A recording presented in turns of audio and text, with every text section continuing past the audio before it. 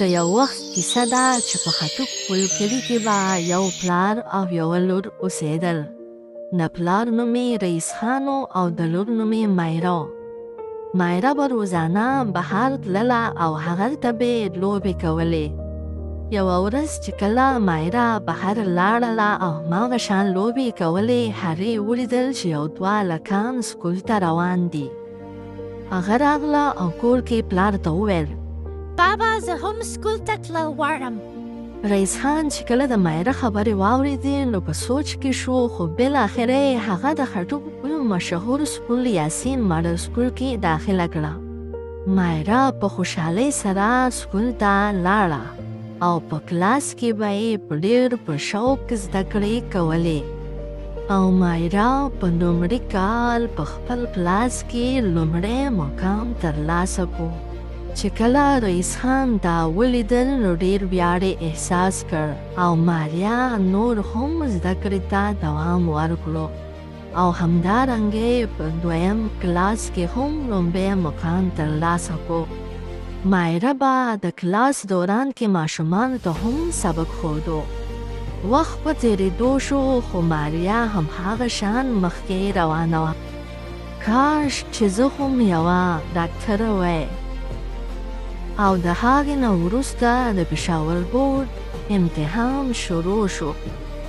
مایره ډېر په محنت سره خپلې پرچې ولیکلې او د هغې نه 2 ورځې وروسته د پېښور بورډ ریزلټ راغی چې پکې مایره خپل سکول ټاپ کړی. پلار یې د ډېرې خوشحالۍ نه په کلي کې مټایان تقسیمول. ټول کلی خوشحاله و، خو په دې کلي کې یو کس چې نوم یې ګل خان و، هغه ډېر خفه و.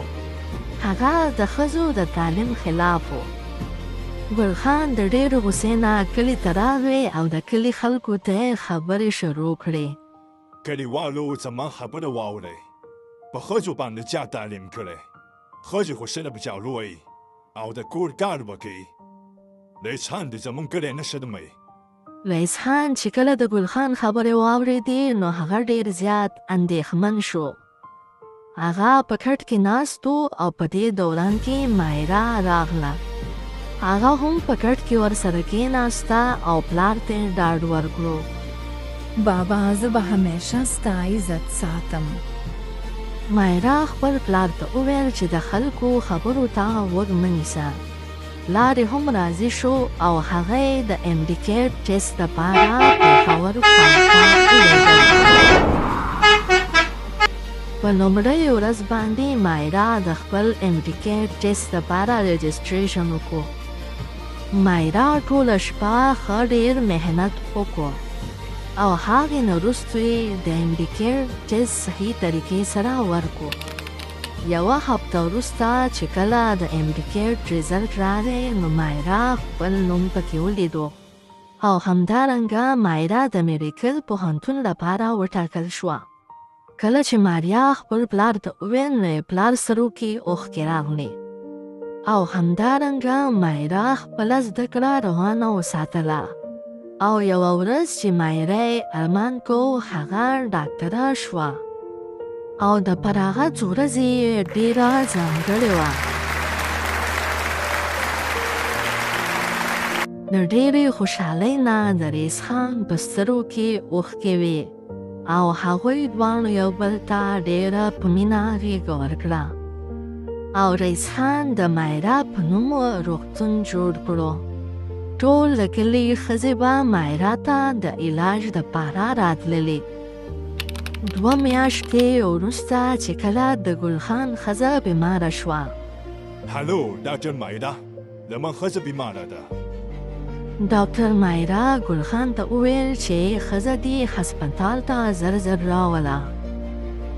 ډاکټر مایره یې په بیړه درملنه پیل کړه او همدارنګه ګل خان بهر ناست و او ډېر په ټینشن کې و چې په دې کې اواز واورېدو. او هغې نه وروستو ډاکټر مایره راغله. ډاکټر مایره، زه ډېره بښنه غواړم. زه په خپلو کړنو ډېر شرمنده یم. او همدارنګه ډاکټر ماریا ګل خان معاف کړو. د دې کیسې نه موږ ته دا سبق ملاویږي چې د ښځو زده کړه ټولنه بدلوي.